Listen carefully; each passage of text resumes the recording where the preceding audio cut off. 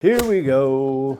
Okay, hey guys, in today's video, I wanted to discuss with you one of the most important aspects of the game of golf, which is so often overlooked by swing mechanics and game strategy, and that's attitude. Many of us love this game of golf because of its competitive spirit, and as we get older and we can't play other competitive sports, golf allows us to keep that spirit going, which makes it great.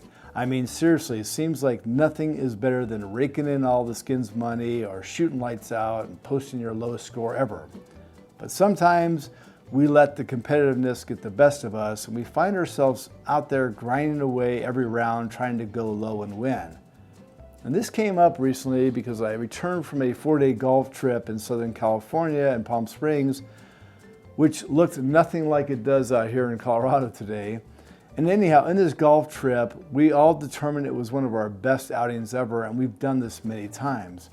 It wasn't just the great weather or the beautiful courses we played, but somehow in this trip, instead of it being all mano a mano and who's going to win the most skins and getting angry over hitting some bad shots, we found ourselves just having a good time and laughing at the bad shots and enjoying the good shots we hit.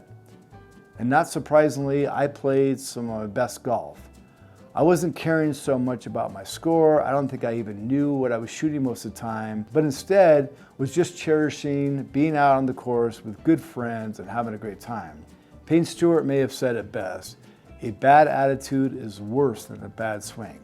And so in this video, I wanted to share with you 3 thoughts that I came up with, which I think will help us all keep a great attitude while playing, which I also think will translate into us playing better, or at the very worst, make playing bad something that we can live with.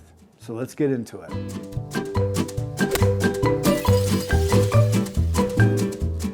Okay, after getting back from my trip, I was able to get on the course before this white stuff started coming down, and I decided to try 3 thoughts to bring with me to the course.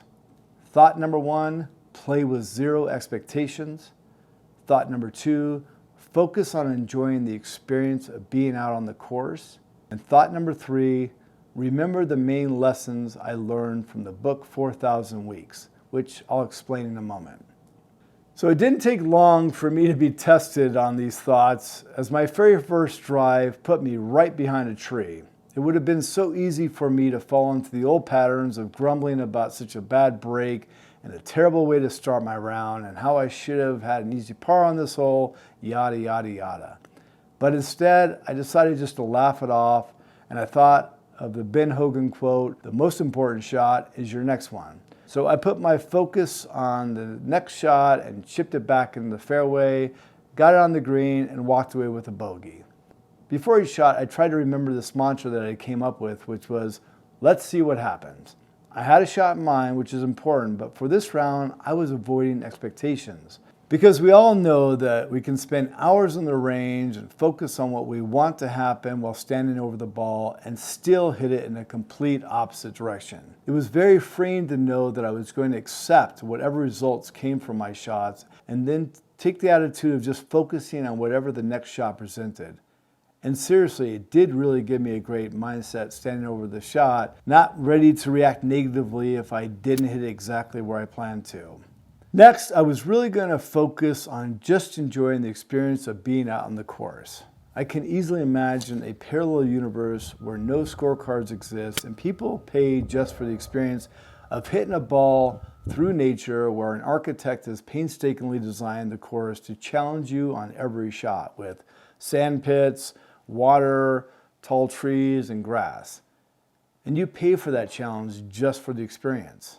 Again, no scorecard, just experience. It's so easy to get caught up in scores that we forget to marvel at the beauty that's all around us. So when a round or a shot doesn't go as planned, take in the beauty that's all around you. It might just help. And lastly, I try to remember the main message from the book 4,000 Weeks, which I totally recommend to everyone. The main point is this: we have at best about 4,000 weeks in our lives. And of course, as we get older, the number of weeks gets shorter and shorter. So we should all try to remind ourselves as often as possible that every time we do get out and play this great game, it could seriously be our last round. And Lord knows if it was our last round, we don't want to spend it getting upset and throwing our 7-iron into the lake.